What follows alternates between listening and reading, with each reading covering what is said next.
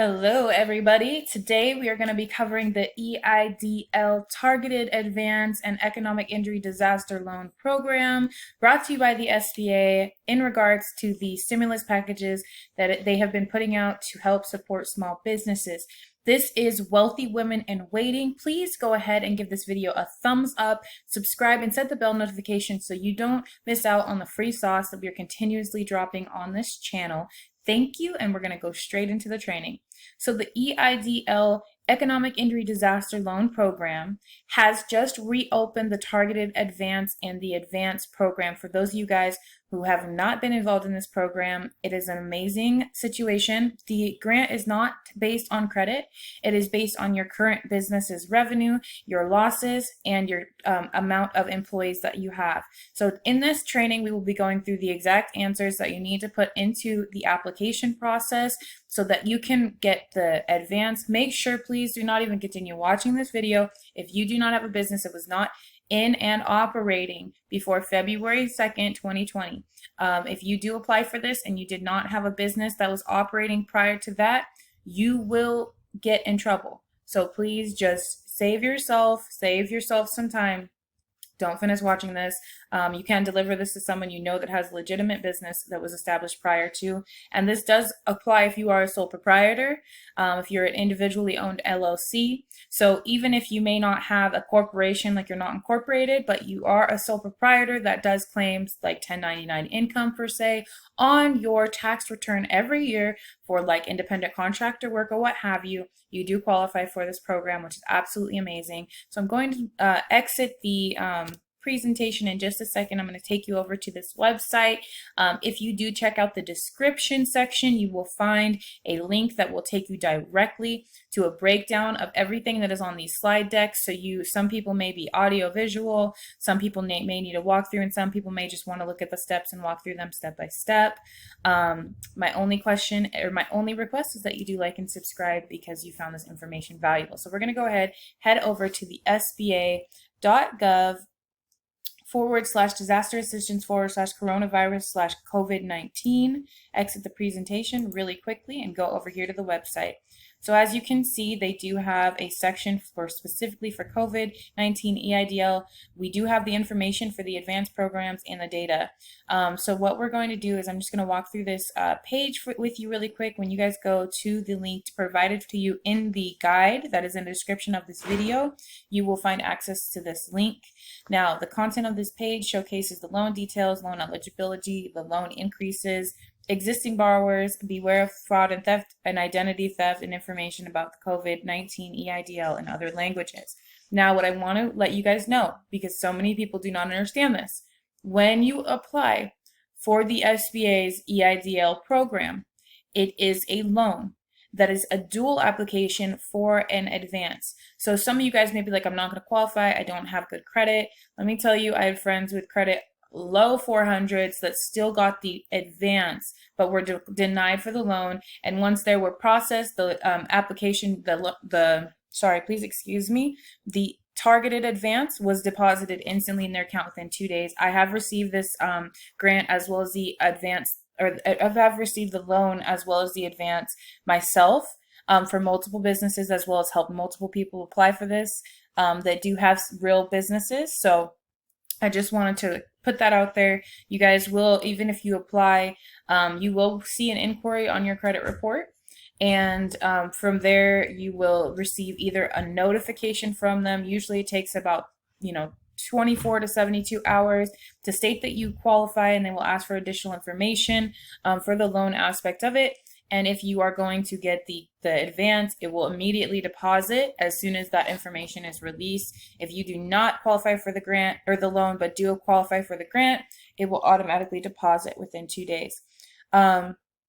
So this is where you would just click apply. We'll click on this later, but for right now, we're going to walk through this section. So in response to COVID-19, small business owners, including the agriculture businesses and nonprofit organizations in all the United States, Washington, D.C., and territories can apply for the COVID-19 Economic Injury Disaster Loan. You probably heard this referred to as the Eidl loan as well. Now, the purpose is to meet financial obligations and operating expenses that could have could have been met if the disaster had not occurred. So this is a little bit more lenient than the Paycheck Protection Program that many of you guys have had us help you apply for. The loans approved starting week of April 6, 2021. 24 months of economic injury with a maximum loan of $500,000. So they did do an increase recently.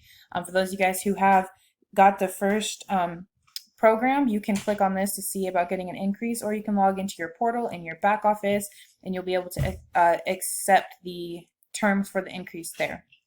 So these are the fixed terms. No prepayment penalties. I love that. So if you guys do want to grab the loan aspect of it, it is low. It is what we like to say, the cost of the money is low. Okay. The cost of the money is low. You can use the proceeds for working capital and normal operating expenses, operation continue of healthcare plans, rent, utilities, fixed debt payments. So the required for loans, there is collateral required for loans over 22, excuse me guys, I cannot talk today. Required for loans over $25,000, there is collateral required. The SBA uses a general security agreement, a UCC, designating business assets as collateral, such as machinery, equipment, furniture, fixtures, etc. So is the EIDL loan forgivable? No, it is not. This is not like the Paycheck Protection Program. So know that if you do say you get $12,500 for the Eidl loan, that is not forgivable. If you get the advance, it is absolutely fully allocated. Well, this says it's fully allocated, but this is false. When we go through the process, you guys will see that it pops up on the application. They have not updated this yet or put an announcement yet that it's available. Sorry. But what I was saying was the EIDL advance is completely forgivable once you receive it. You don't have to do anything. It's just for you to do what you need to do with those funds for your business. Okay. The maturity of this is for 30 years, which is amazing. Low payments. The borrower may make payments if they so choose to, set up on this section right here. So this is just going to walk you through the eligibility terms, you guys. So for those of you guys who may be wondering if your entity does qualify, these are the information for loan increases. You can look here, and then we can get through the application here. This is going through the process of dealing with fraud and identification theft, because some people have been taking people's information and going through that process. Now this explains the advanced program over here. It's not going to be great. Come on. It's loading, guys. So here's the explaining the targeted EIDL advance and supplement advance program. So some of you guys did receive, and we're getting a little long-winded. I'm going to walk through the slides in just a second. But some of you guys did receive an application via email if you had already applied for the EIDL loan as well as the grant. It will be allowing you to apply up. So say you were one of the people that only got the $1,000 because you were a sole proprietor, you can get the rest of the $9,000 available, as well as an additional supplement, $5,000 for the targeted EIDL advance. Yes, there are terms and conditions for those. They will be discussed as in this walkthrough, but it does not have to be paid back. Okay, so these advances are similar to the grant, but without typical requirements that come with the U.S. government grant program. You can receive up to $15,000. It states right here. For the advance, you must first apply for the economic disaster injury loan. You do not need to accept the loan to be approved for the loan to receive the advance. Once you apply for the loan, the SBA will invite you via email to apply for one of the advance programs if your business is located in a low-income area. Now, for my students, this is why we talk about getting HUD certified, making sure that your business is located in a low-income area. We will talk about this in another video, but y'all got to know I stay on you about getting your accreditations and your certifications. So moving on. So we are going to go ahead and go through this process. For those people who do have that email, it'll reroute you to here. You'll click apply here. We're going to jump out of this, you guys, because a lot of you guys are brand new, wanting to know how to get this access. But this goes through a walkthrough of all the things you can expect. And we're going to go back to the presentation really quickly and get through these answers as quickly as possible. Okay, so this website again will be in the next process. When you arrive at the application section, choose the box that states application is an individual or a sole proprietorship. If this does pertain to you, if you're incorporated, select corporation. Okay. On the next page, there will be a few boxes that you need to read and check. They should all be checked in check marks before going to the next page. It's just solidifying that you're a good person. Now when it asks for a business name, input your first and last name. For your trade name, input your business's first and last name. For the EIN/SS for sole proprietor, put your social security number and or your EIN. Okay, you guys, I use my EIN for this. Organization type, put individual or sole proprietor. If this is in this nonprofit organization, put no. Now for gross revenue for the last 12 months. So for the people who are trying to qualify for this, you want to put in or around what you did, what your revenue was. So 100,000, 150,000. A cost of goods. So many people were not getting approved for this program because they were putting the number, say if you put 150,000, they were putting the number for the cost of goods at 150,000, so it showed that their business made $0 and they weren't eligible. So don't do that. Make sure that you calculate out how much it costs for your goods, and make sure that your cost of goods is lower than your gross revenue, so you do show that you were cash flowing in this time. Put any property loss revenue, rental property loss revenue. Do not, if you don't have any property loss revenue, you don't have to put anything. If you do, show what you lost. Okay. So cost for the nonprofit, leave it blank. Annual cost of operations, make sure that you input, the cost of operations, your phone, travel time, your electronics, your bills for your business, any automation services that you may use, marketing, bills that you pay, employees, all of that, add that up and put that in this space. List of secondary social security, leave that blank. Compensation from other sources, leave it blank. Read description of other sources, etc., leave that blank. Okay, input your business address as your mailing address, whether it's your house or your PBO, but do not put in a PO box. They will not allow you to apply and be approved with a PO box, okay?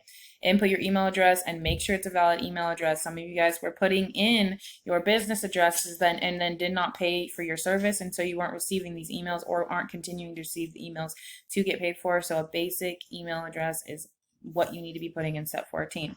Business activity, put anything to do with consulting, sales, or business information, or what have you, depending on what niche that your business is in. So now this is the most important part. When it says numbers of employees, you want to put what you are working with. So for me personally, I have employees. I have 18 employees. I put 18 employees. I received the full $10,000 for the grant. You want to put, they're going to give you the amount of your 10K based off of how many employees you put in this sector. Okay, so make sure that you're aware that it's 1,000 per person. On the next page, there's a box that asks you if your business is owned by another business. Make sure that you check no.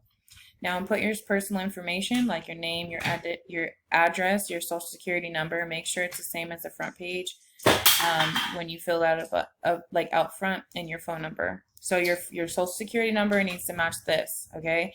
If you put on the front page your business's EIN, which is essentially your business's social security number, you're fine. Make sure you put your social security number here. Now when I ask you title, put CEO or founder. You're going to be asked a bunch of questions and you just answer them no, no, no. Now where it says if someone helped you with this application, leave it absolutely blank. There's going to be a box that asks you if you want to receive the grant of $10,000. Please check yes. So many people did not get this simply because they did not check this box yes, because they did not understand what it was.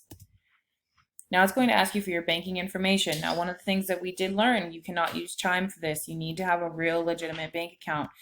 There are online, Lily is an online business bank account service that you can use. That does work for this. Cash App does not qualify as well. So do not use a Cash App account. Do not use Chime account. They will not qualify as a business. They cannot verify you. So make sure that it's a real business, because you will not receive this funding. It will be sent back, and you'll have to go in there and fix it, and you'll get lost in the abyss of Eidl grant program applicants, and you don't want to do that. So make sure you double check this info before submitting it, because you cannot change it after you get the confirmation number. Confirm the CAPTCHA, whatever it's called. Okay, make sure you screenshot your confirmation number and keep it as a record in case you need to follow up with the SBA about your 10K. Remember, the first round for the $1,000 grant is over. Okay, so make sure that you go and check out the description box. We're running out of time really quick, so you're going to grab these answers. They're in the description box in the PDF file. This was hopefully helpful to you guys. It's simple. It's not hard. I'm mad that people are charging $2,500 for you to learn this information. It's simply basic. If you have any questions or comments, drop it below. Let me know how you guys thought about this video, and we will see you on the next one. We're discussing the child tax credit for $8,000 as well as the supplemental payments that will be starting on the 15th. See you guys in the next video.